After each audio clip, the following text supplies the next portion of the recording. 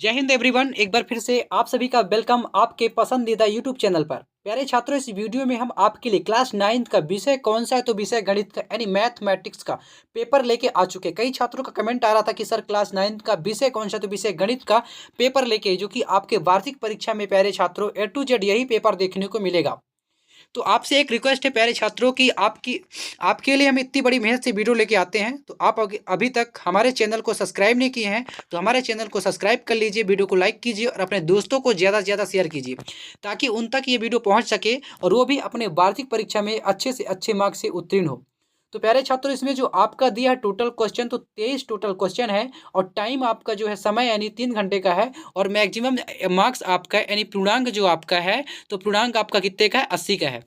तो प्यारे छात्रों, चलिए बिना समय गंवाए हम चलते वीडियो को स्टार्ट करते हैं। इसमें आपसे का सबसे पहले क्या दिया रहता है, निर्देश। तो प्यारे छात्रों, निर्देश पढ़ने का तात्पर्य ये रहता है कि कौन सा प्रश्न कितने अंक का है और कितने शब्द सीमा में आपको उसका उत्तर अपने उत्तर पुस्तिका में लिखना है ताकि आपको उसमें से पूरा का पूरा आपको उसका नंबर मिल सके। तो फटाफट आप अपना निर्देश पढ़ लीजिएगा। अब हम चलते हैं प्रश्न की ओर। प्यारे छात्रों, हमारा पहला प्रश्न क्या कहता है, हमारा पहला प्रश्न कहता है सही विकल्प का चयन करके लिखिए। यानी आपको सही विकल्प चयन करके आपको क्या करना है, लिखना है। तो चलिए फटाफट इन क्वेश्चनों का आंसर हम आपको फटाफट बता देते हैं। पहला क्वेश्चन क्या है, यानी पहला प्रश्न में आपके दिया सभी परिमेय तथा अपरिमेय संख्याओं को एक साथ लेने पर प्राप्त संख्याओं का संग्रह होता है। आपसे क्या पूछा है कि सभी जो परिमेय संख्या होते हैं, अपरिमेय संख्याओं को एक साथ लेने पर प्राप्त संख्याओं का संग्रह जो आपसे पूछा है। तो आ में है परिमेय, ब में है अपरिमेय, सा में है शून्य और द में है क्या, वास्तविक। तो प्यारे छात्रों, इसका जो हमारा राइट आंसर हो जाएगा यानी सही उत्तर हो जाएगा, क्या हो जाएगा, वास्तविक हो जाएगा। क्या, वास्तविक, यानी ऑप्शन द हमारा सही उत्तर हो जाएगा।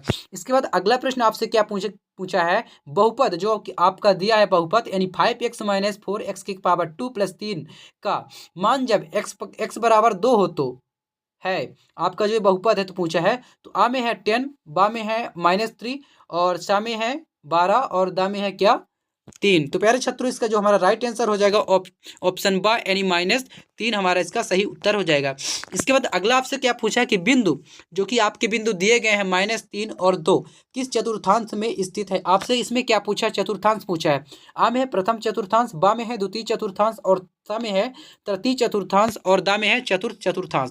तो प्यारे छात्रों, इसका जो हमारा राइट आंसर होगा यानी सही उत्तर हो जाएगा ऑप्शन बा यानी द्वितीय चतुर्थांश हमारा इसका सही उत्तर हो जाएगा।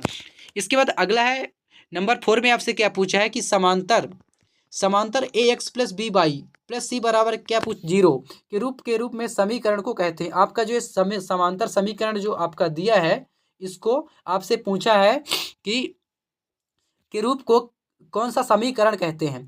तो आ में है दो चरों वाला रैखिक समीकरण, बा में है दो चरों वाला द्विघात समीकरण और सा में है वर्ग समीकरण और द में है उपयुक्त में से कोई नहीं। तो प्यारे छात्रों, इसका जो हमारा सही उत्तर हो जाएगा ऑप्शन आ हो जाएगा यानी दो चरों वाला रैखिक समीकरण, ये हमारा इसका सही उत्तर हो जाएगा। इसके बाद अगला प्रश्न नंबर 5 में आपसे क्या पूछा है कि सभी प्रेक्षणों का योग, प्रेक्षणों की कुल संख्या बराबर। तो आ में है माध्यक, बा में है बहुलक और सा में है माध्य और दा में क्या है, परास्त। तो प्यारे छात्रों, इसका जो हमारा सही उत्तर हो जाएगा माध्य हो जाएगा। क्या, माध्य, यानी सभी प्रेक्षणों का योग प्रेक्षणों की कुल संख्या बराबर क्या होगा, माध्य होगा। आप स्क्रीनशॉट भी लेते जाइएगा, साथ ही साथ याद भी करते जाइए क्योंकि 10 फरवरी का प्यारे छात्रों आपका A to Z ऐसे ही ऑब्जेक्टिव टाइप के क्वेश्चन देखने को मिलेंगे और यही पेपर आने वाला है। साथ ही में अपने नोट कॉपी में नोट करते जाइएगा। इसके बाद अगला पूछा है कि पूर्ण कोण का माप होता है। आपसे पूछा है कि जो पूर्ण कोण होता है उसका माप होता है यानी कितना होता है, 70 डिग्री, 270 डिग्री, 360 डिग्री और 180 डिग्री। तो प्यारे छात्रों, इसका जो हमारा राइट आंसर हो जाएगा 360 डिग्री यानी ऑप्शन सा हमारा सही उत्तर हो जाएगा। इसके बाद अगला प्रश्न देखते हैं। हमारा अगला प्रश्न क्या है, रिक्त स्थान की पूर्ति कीजिए। प्रश्न क्रमांक 2 में आपसे क्या पूछा है कि रिक्त स्थान की आपको क्या करना है, पूर्ति करना है।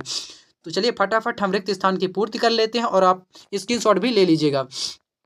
जो कि आपका प्रत्येक क्वेश्चन 1 अंक निर्धारित है, उसमें 6 क्वेश्चन है, 6 में से आपको प्रत्येक क्वेश्चन का 1 अंक आपका निर्धारित है। तो पहले में आपसे क्या पूछा है कि एक संख्या का दशमलव प्रसार शांत या अनवसानी तथा आवर्ती होता है।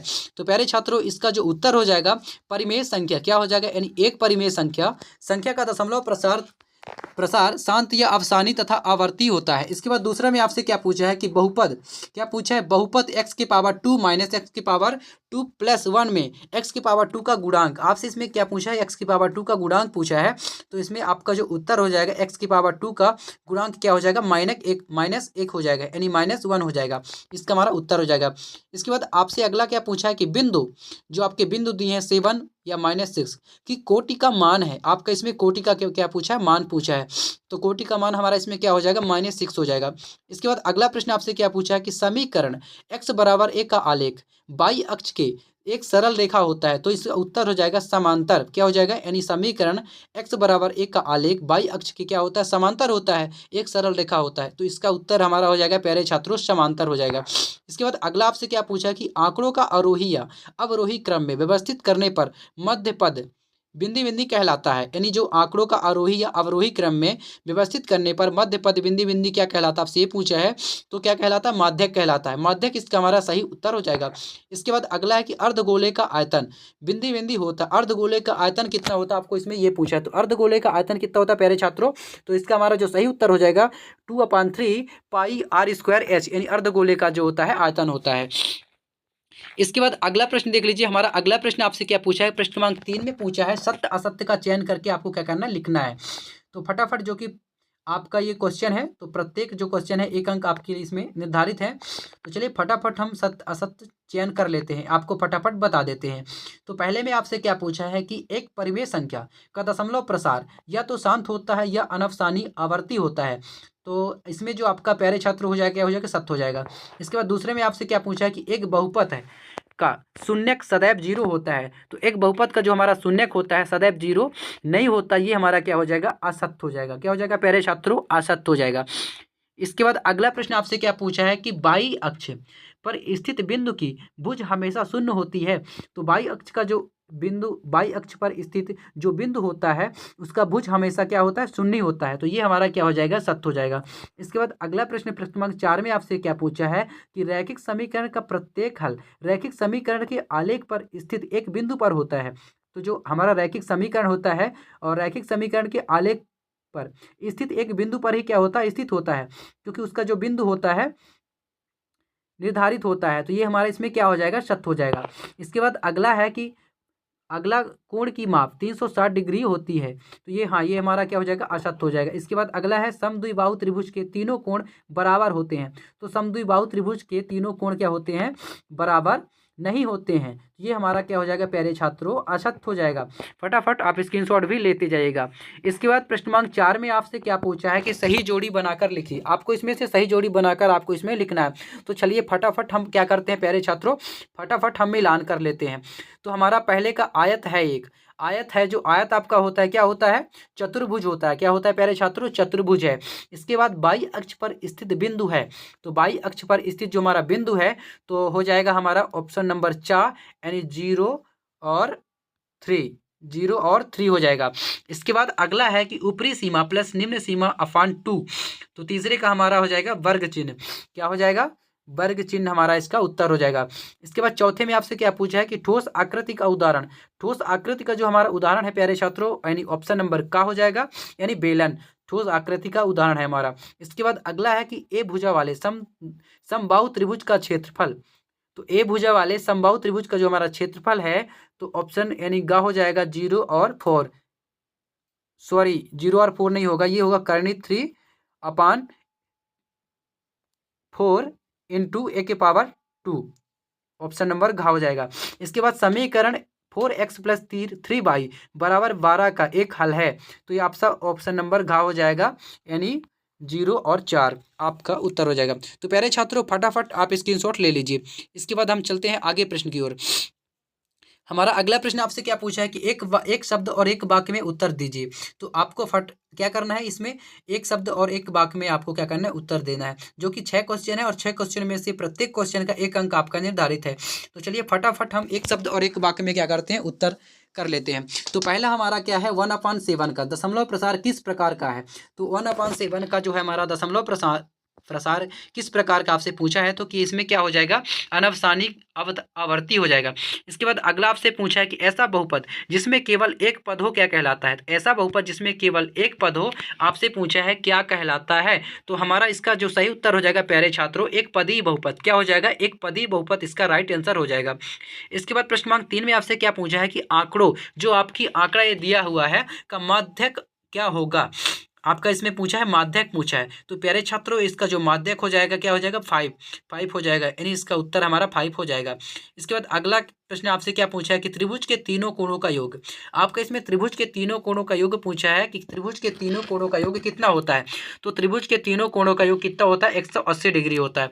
इसके बाद प्रश्न क्रमांक 5 में आपसे क्या पूछा कि वह जीवा जो वृत्त के केंद्र से होकर गुजरती है क्या कहलाती है। तो वह जीवा जो वृत्त के केंद्र से होकर गुजरती है क्या कहलाती है, व्यास कहलाती है। इसका हमारा जो सही उत्तर हो जाएगा प्यारे छात्रों, व्यास हो जाएगा। इसके बाद प्रश्न क्रमांक 6 में आपसे क्या पूछा कि एक चतुर्भुज जिसके सम्मुख भुजाओं का योग, सम्मुख भुजाओं का प्रत्येक युग्म बराबर हो क्या कहलाता है। तो एक आपसे प्रश्न में क्या पूछा है कि एक चतुर्भुज जिसके सम्मुख भुजाओं का प्रत्येक युग्म बराबर हो क्या कहलाता है। तो इसका उत्तर हो जाएगा प्यारे छात्रों, समांतर चतुर्भुज। क्या हो जाएगा, समांतर चतुर्भुज हमारा इसका राइट आंसर हो जाएगा। इसके बाद अगला प्रश्न देखते हैं। हमारा अगला प्रश्न आपसे क्या पूछा, प्रश्न क्रमांक 6। तो प्रश्न क्रमांक 6 में आपसे क्या पूछा है कि सरल कीजिए। आपको प्यारे छात्रों इसको क्या करना है, सरल करना है। उसका अथवा देख लीजिए, 1/3 करनी 7 के हर का परिमेय करण कीजिए। इसके बाद प्रश्न क्रमांक 7 देख लीजिए। तो चलिए फटाफट हम आपको इनका सैल्यूशन यानी उत्तर आपको दिखा देते हैं। तो प्यारे छात्रों ये हमारा प्रश्न क्रमांक 6 का उत्तर रहा। तो फटाफट आप देख लीजिए और स्क्रीनशॉट ले लीजिए। इसके बाद प्रश्न क्रमांक 7 में आपसे क्या पूछा है, प्रश्न क्रमांक 7 देख लीजिए। ये रहा प्रश्न क्रमांक 7 का जो हमारा क्वेश्चन है। तो फटाफट आप देख लीजिए और स्क्रीनशॉट, इन क्वेश्चनों का स्क्रीनशॉट भी लेते जाइएगा। उसका अथवा देख लीजिए, 1 और 2 के बीच 5 परिमेय संख्या लिखी। आपको क्या करना है, 1 और 2 के बीच आपको 5 परिमेय संख्या लिखना है। इसके बाद प्रश्न क्रमांक 8 भी देख लीजिए। जांच कीजिए कि 7 + 3x और 3x की पावर 3 + 7x का एक गुणनखंड है या नहीं, आपको इसमें ये बताना है। तो फटाफट ये आपका ये रहा प्रश्न क्रमांक 7 का उत्तर। तो फटाफट आप प्यारे छात्रों स्क्रीनशॉट लीजिए, मैं थोड़ा जूम कर देता हूँ। ये रहा है आपका, फटाफट आप स्क्रीनशॉट ले लीजिए। इसके बाद प्रश्न क्रमांक, फटाफट आप स्क्रीनशॉट ले लीजिए। इसके बाद प्रश्न क्रमांक 8 देख लीजिए। प्रश्न क्रमांक 8 में आपसे क्या पूछा, गुणनखंडन कीजिए। आपको इसमें गुणनखंडन करना है। तो चलिए फटाफट प्रश्न क्रमांक 8 का भी हम आपको सॉल्यूशन दिखा देते हैं। ये रहा प्रश्न क्रमांक 8 का हमारा उत्तर। तो फटाफट आप स्क्रीनशॉट ले लीजिए। तो प्यारे छात्रों इस वीडियो में इतना ही। अगले वीडियो में हम आपको पार्ट 2 में पूरा आपका जो प्रश्न क्रमांक 9 से आपको पार्ट 2 में आपको वीडियो प्रोवाइड कराऊंगा। तो फटाफट आपको वीडियो कैसे लगा, वीडियो अच्छे लगा हो तो वीडियो में कमेंट कीजिएगा, लाइक कीजिएगा और चैनल को सब्सक्राइब कीजिएगा। फिर मिलते हैं नेक्स्ट वीडियो में, तब तक के लिए जय हिंद, वंदे मातरम।